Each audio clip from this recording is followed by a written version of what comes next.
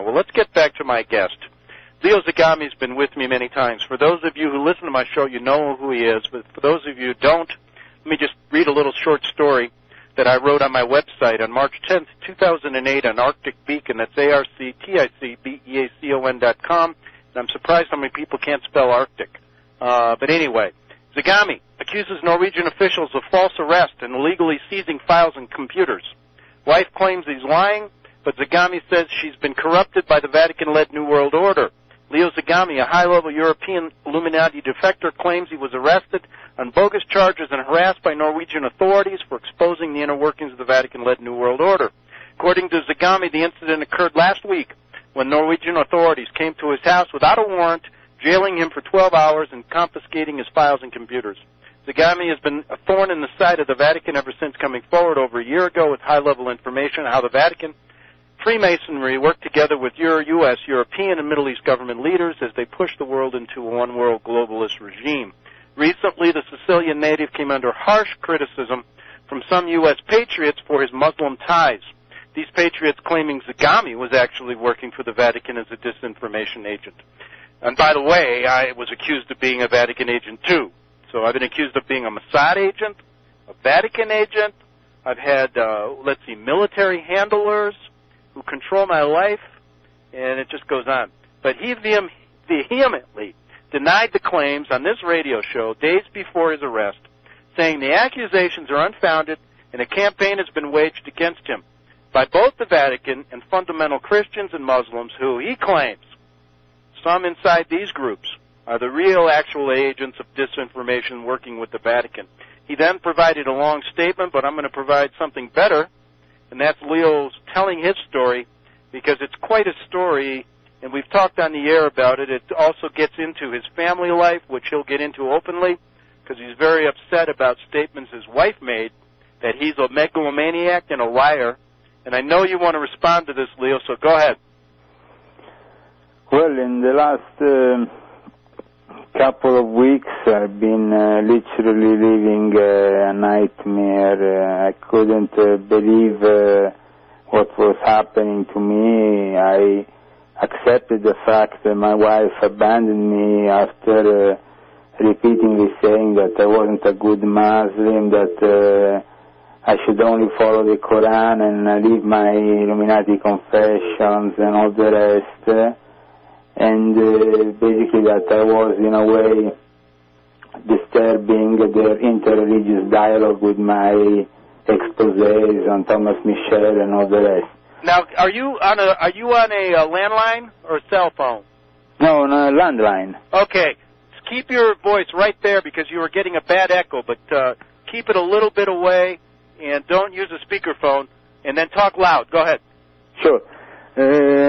So, as I was saying, on the 23rd of February, right after eclipse of the moon, which is quite significant in occult matters, my wife leaves, and she actually calls my mother and says that she has left me and she has went to live elsewhere with the kids. So my mother calls me and says this, and says, well, she has said that not to worry, that she will show you Isaac. So I phoned her up, and she said, don't worry, I left, but Isaac will always be your son. And she was actually very kind, and she talked in a very normal way. But strangely enough, on the Monday, my lawyer calls me and says that Fatma has completely changed her sides, and she went to the police and filed charges against me. And I found that very, very strange, because, you see, Fatma obviously has always been part of this Gulen movement. They are a religious movement that, as we said in the past, is also connected to the Jesuits, to the Vatican, and they have also been called the Opus Dei of Islam. So they have this kind of twisted version of Islam they follow. They always follow this Fethullah Gulen character, who in reality is a CIA asset. and works with Thomas Michel, amongst the others, and other Jesuits. And so basically what happened was really surprising, and she said that she didn't want to show me the kids anymore without social worker present or whatever.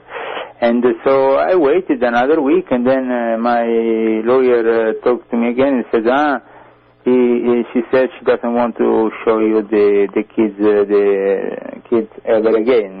My kid, especially the one born out of our marriage on the 7th of July 2006, called Isaac Rumi, and she's accusing you of all kinds of things.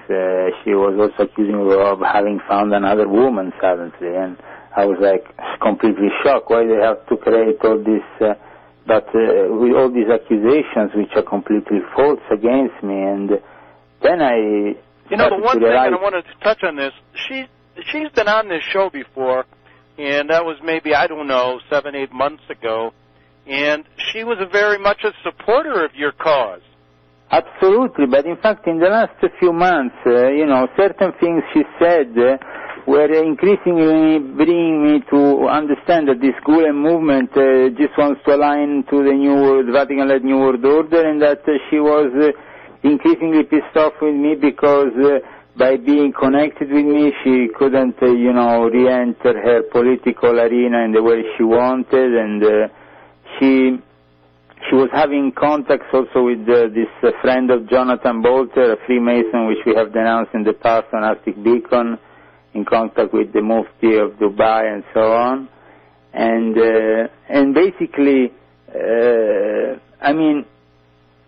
thing is, she could have left in a normal way, and that would have been normal. But to live with all these accusations, and on top of this, on the 4th of March, after I really tried to put some pressure on this religious movement, because I have pictures with some of the leaders, including one with Abdullah Aymas in a secret meeting here in Oslo, and I put some pressure. Maybe, I provoked them a little bit, but the problem was that at 9:30 in the evening the police arrived, and they just say to follow them, that they might bring me inside the prison. So she was gone. The police come over. She was gone for already 2 weeks. Yeah. Not 2 weeks, but since the 25th of February, that is 4th of March, she was gone for a long time. You know what's interesting about the story, and let me just bring this up, and we'll get to what happened to you and how they took your computers and everything.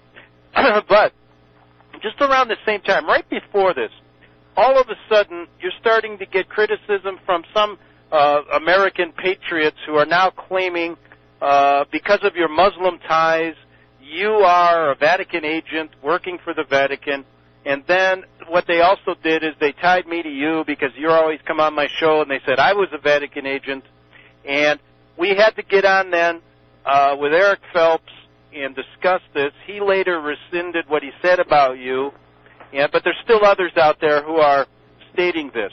And so after that happens, we have a couple of shows with you and Eric talking, and we find some common ground where we can work together, even though we have differences of opinions. And then all of a sudden this happens.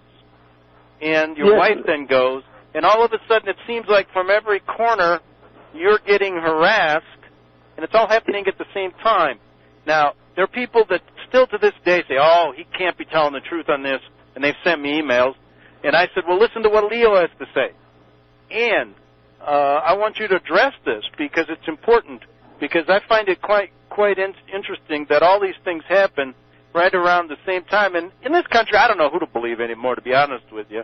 I find it so strange. And I don't trust the Jesuits one bit, how far they'll go to get their way. But tell us anyway. So all this stuff happens, and the last thing I thought would happen would be this when you called, because I've spoken to your wife before, and she